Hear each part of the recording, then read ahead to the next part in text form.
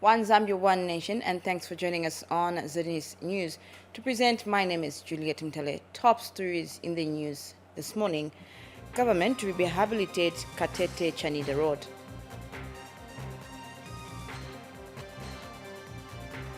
And Kasama intensifies inspection on anthrax.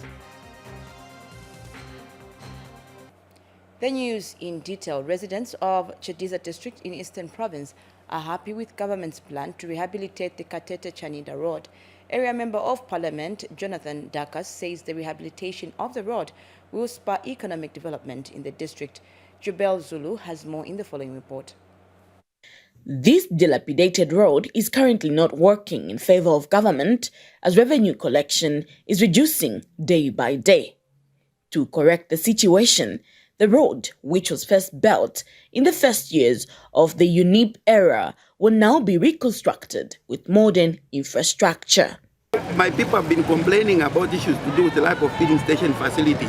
We are coming with an ultra-modern filling station at the border this time around. Then there are 3 bridges that are going to come along with this road project, which is amazing. And we have got a one-stop border post, which is, to me, it will reduce the standing time for trucks, and that translates into, time is money. And if the trucks have got reduced amount of time in terms of standing, which means there will be increased productivity, and eventually we expect a lot of revenue to be collected through our border. The Chadiza administration is happy with the progress as government signed the public-private partnership to construct the 55 kilometers at a cost of $79.8 million. We are also talking about creation through this construction project of 300 jobs, of course, most of whom will be employees or people employed from the local community. So those are a lot of benefits. We're also talking about construction of telecommunication towers, which the Minister of Technology and Science, Mr. Felix Mutati, revealed during the signing ceremony. So those multiple constructions taking place will add a lot of value to our rural district, Chadiza, in addition to employment creation, because there will also be a lot of business opportunities, increased business opportunities at Chanida border for our people here in Chadiza. Jubel Zulu, Zanis, Chadiza district, Eastern Province. Thank you, Jubel, for that report from Eastern Province. We now move to the northwestern part of the country. Northwestern Provincial Province Health Director Lakson Chidikita has bemoaned the failure to complete fully funded government projects at Chiwoma Rural Health Center in Mwinilunga District. Dr. Chidikita, who is on a familiarization tour of health centers in the district, says it is unfortunate that the maternity annex and a mother's shelter have stalled despite funds released to complete the projects. Here are the details. Newly appointed Northwestern Provincial Health Director Dr. Lakson Chidikita is on a familiarization tour on some of the health center facilities in Mwinilunga District. At Chiwoma Rural Health Center in Chief Chibika's area, Dr. Chidikita expressed the displeasure at the failure to implement the fully funded government projects. Unfortunately, 8 years down the road, this building as it is, you can see even the workmanship, very poor, but money disappeared. We have got incomplete building standing here. The Provincial Health Director further wondered how the health facility would safely dispose a wide range of medical and clinical waste materials with such a clinical waste incinerator. My office is taking up the responsibility to make sure that we finish this. You may wish to know that this place was designed without even the septic tank, okay, without incinerator. If you have seen the kind of incinerator that was of the ancient times, I wonder how people at that particular time could think of putting up an incinerator that is of ancient times. And Dr. Chidikita stressed the need for whoever was responsible for the construction of a maternity annex and mother's shelter at Chioma Rural Health Center to give an account of what happened to funds which was released 8 years ago. It's regrettable that people were responsible and nowhere to be held accountable. How I wish people should be recalled and give an account. Meanwhile, Chioma Rural Health Center nurse in charge Jameson Kalilombe made this revelation. The mother's shelter is incomplete. So, and looking into it, this is rain season. And for them, maybe the labor started there in the community. For them to come here and while it's raining, they won't manage. Thereby, they will deliver from the community there. Reporting for Zanis in Mwinilunga District, Northwestern Province, I'm Hemit Hachilonde. The World Bank has commended government for the sustainable utilization of natural resources under the Transforming Landscapes for Resilience and Development in Pika District. Global Director for Environment, Natural Resources and Blue Economy Global Practice, Valerie Hickey, says the project has contributed to poverty eradication in the district. Details in the following report. The partnership between the provincial administration, district, stakeholders and community members in the implementation of trial projects in Impika district has impressed the World Bank. World Bank Global Director, Environment and Green Economy, Valerie Hickey, says this partnership has led to the successful implementation of trial projects by everyone involved. Ms. Hickey, who was in the company of World Bank Country Director Akim Falk, Muchinga Permanent Secretary Henry Mkungule, Mpika District Commissioner David Siame and the task leader Mubangangao toward various projects being implemented under Tralad in Mpika District. I got to see in action the World Bank's mission, which is about ending poverty on a livable planet. And that's what the people here in villages and cooperatives in partnership with the government is doing. They're bringing their traditional practices together with modern science, with good practice, to build better lives for themselves and their family. I've been particularly impressed by the women's groups and the power of women in leading their community. We believe that this concept, right, that you preserve your environment, the community forest and beyond, and focus on productive activities like these ones. Muchinga Permanent Secretary Henry Mkungle has appealed to the World Bank for more support. And I'm sure they have seen what their money is able to do to lifting the livelihoods of our people. And just wish to appeal for more funding and extending the services to other districts that are not receiving anything. Peggy Coutinho for Zanis in Mpika, Muchinga Province. We continue with Zanis News. Stakeholders in Iteji District have commended government for providing sustainable agricultural financing facility to small-scale farmers.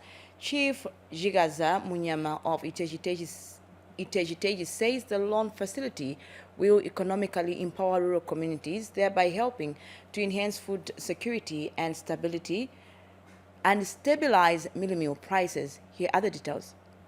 The agricultural sector is the fundamental cornerstone of the Zambian economic structure. However, the sector's productivity currently falls short of its potential. To address this, government has introduced the Sustainable Agricultural Financing Facility (SAF) for small and medium-scale farmers who produce maize and soybeans. Farmers have welcomed the facility. Baset Hangandu is a farmer in Iteji. Programu ya malonzi gubalimi ndibirumbidega pati kambaga wamba kuti ibalimi ono banda kubulugwa ibalimi jaba teteta ikuti balako hakujana fertilizer munji mujindijerede hulumende yatuwabirira. Chifu Chikaza Munyama says the facility is a step in the right direction. So this move is very, very, very encouraging. To me, as Zero Awareness, it is also going to empower a lot of our people in our communities. It's yet another initiative by the new donor administration, and I want to extend my appreciation to the new donor administration for that, because this kind of policy has not been there before. Meanwhile, the clergy also expressed their thoughts. anybody who puts their hand to the plow cannot go wrong. And so my encouragement to all of the youth is this is an opportunity that you cannot miss. If this is maintained and if you encourage yourself to get into maize, I can assure you, you'll find a way that will lift you up quicker. Frederick Mwansa, Zanis, Iteji. Thank you, Frederick. You are watching Zanis News on Znbc TV1. The Department of Veterinary Services in Kasama District has intensified operations to prevent the spread of anthrax in the area. District Livestock Officer Josephine Mwambazi says the department, working with other stakeholders, is conducting inspections in all the butcheries and supermarkets to ensure that there is compliance to prevent the outbreak of the disease. Meat products are a major source of proteins for the population. However, with the reports of anthrax that has been reported in some parts of the country, Kasama residents have reduced the consumption of meat products. This has negatively affected businesses which are trading in meat products in the area. Business na iburira sana panchi. And then chitakufa advise abanandi abakwata mabuchari bati venenuka wala tutuwere and then bakuya mkwipa inama fira wasenda ba veti mwana ba veti bapima ero waipa ya inama baichecheta baimuna kuno and then ero waipa inama. The Department of Veterinary Services in Kasama District has also intensified inspection of butcheries and supermarkets to prevent anthrax disease. We are all aware of the outbreak of anthrax that we have in our country.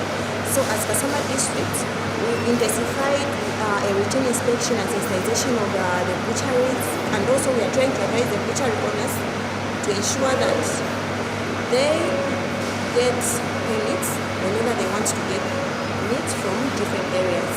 So if they want to buy meat or carcasses somewhere else, they have to pass through the vet office and get an officer from the vet office so that the officer can accompany them and do an inspection, an antenatal inspection before the animal is slaughtered, and also an inspection. Reporting for Zanis in Kasama, I'm Jafet Munkondia.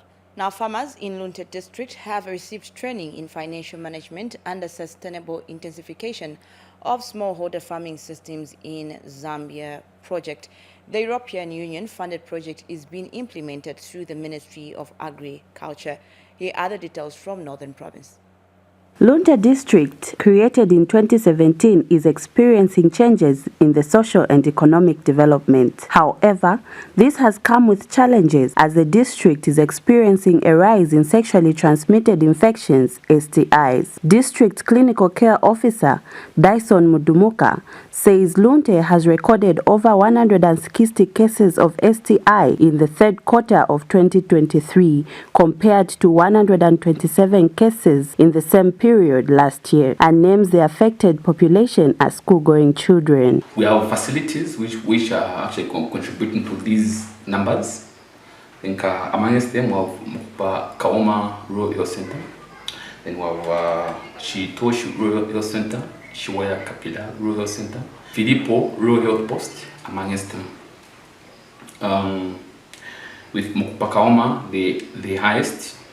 Amongst the causes, we have open market day, common known as Monada, which happens in these respective areas. Unfortunately, we have no specific designated areas where we can put our condom dispensers. Mr. Mdumuka elaborates on the measures the district health office is undertaking to curb the scourge. Actually, the province has acquired some condom dispensers which were procured by the province, which we're supposed to actually place at the facilities and any places which is meant for gatherings. Meanwhile, some community members have expressed concern over the development and had this to say.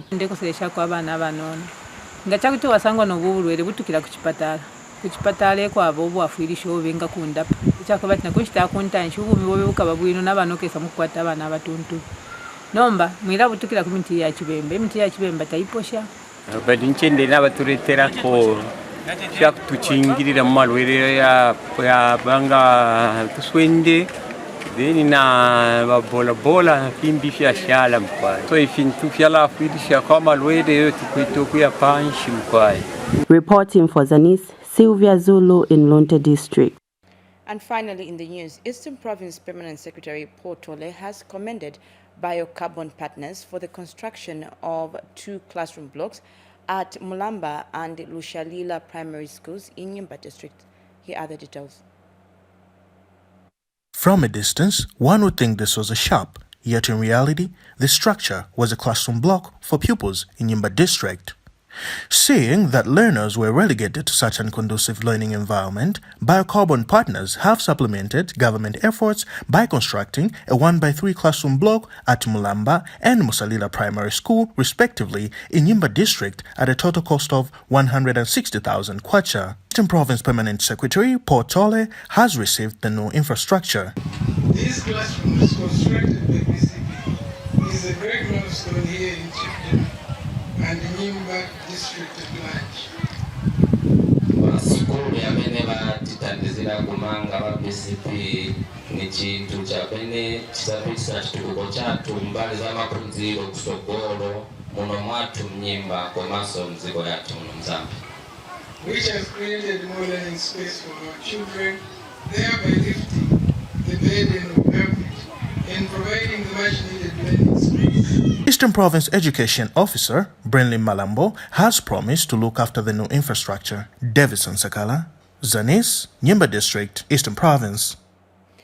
As we end the news, we take a look at the headlines once again. Government to rehabilitate Katete Chanida Road.